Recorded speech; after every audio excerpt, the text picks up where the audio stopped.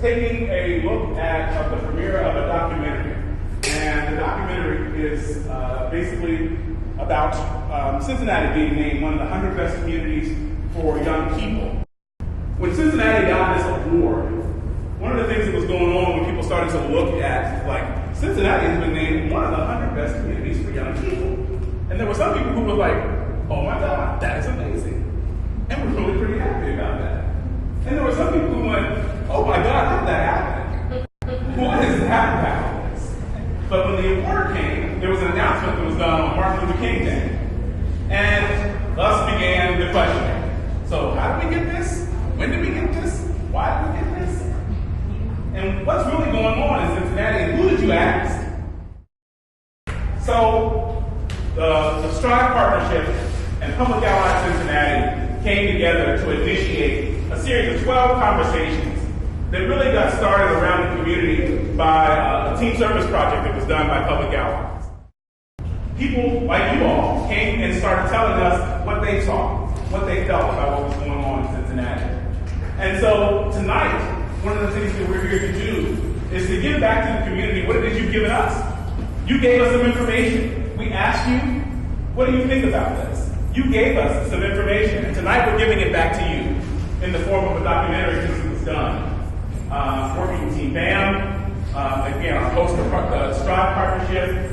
We're going to give you this evening the opportunity to premiere and preview yours truly Cincinnati in the documentary.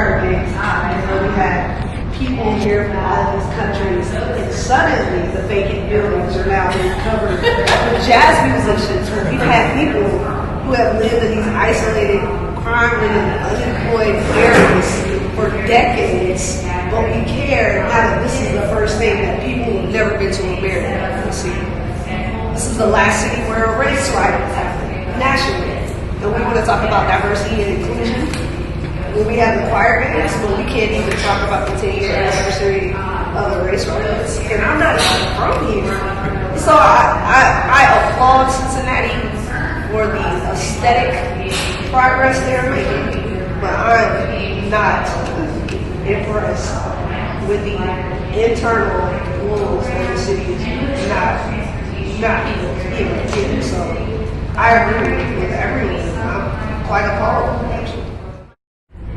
I read an article like a couple weeks ago that there are only like 10 communities that have like a real grocery store out of 52. That have a what? Sorry? Grocery stores. People don't have access to regular food.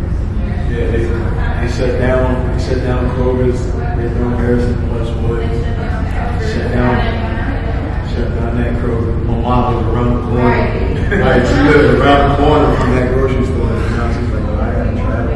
Yeah, so what does your mom do now that they closed the grocery store in her community? Like, how does she get access to it? She has to travel with everyone. Or go over to out there, Congress. I remember a long time ago, I learned about what are called food deserts, and it's a place in a city where you don't have access to fresh and healthy foods, and all you have access to are the McDonald's, Burger Kings, and Popeyes, Hooks, and whatnot like that. But there's not a place for healthy food, healthy growth of children. You know, you can't feed your children on McDonald's. Just the housing situation is terrible. Just terrible how some landlords are doing their tenants. Could you give us like an example kind of that? One example, we had a client who she was living someplace down here, and she had these huge rats in her apartment, and she was talking to her landlord, trying to get him to fix that situation, and he wouldn't. And so she put her laptop on the floor, and during the night, so it actually saw these big rats just running around her kitchen.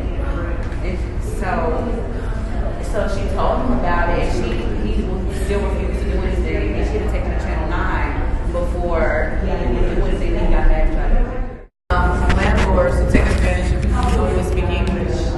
And those people those individuals are running with so many issues that they can't even communicate to the landlord to even fix, because they don't know how to fix it.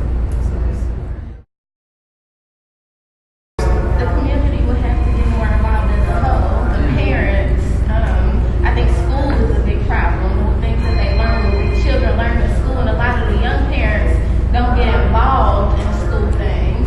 The parents have to speak out about not having a grocery store to go to, about not being able to get their landlords to do things. The community as a whole has to come together and do that type of stuff. Upper class and lower class. The upper class needs to support the lower class in those type of things, instead of just saying it's their problem type of thing. Like you hear this.